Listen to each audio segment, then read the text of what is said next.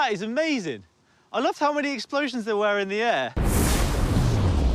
OK, so it was meant to start this end with the yellow, but the ones right behind me decided to go off. These are going off.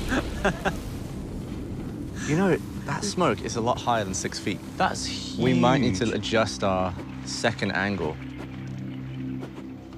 That looks so cool, look at that. And we got no blue whatsoever. And blue's my favorite color, so we have to do it again. Oh, no.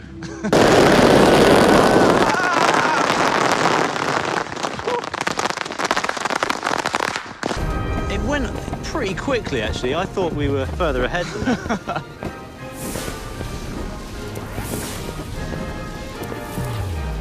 Wow, look at that. That's wicked. Oh, no, I was right. It was about the blue. Oh, yeah. I like all these little flayed out bits. Madness.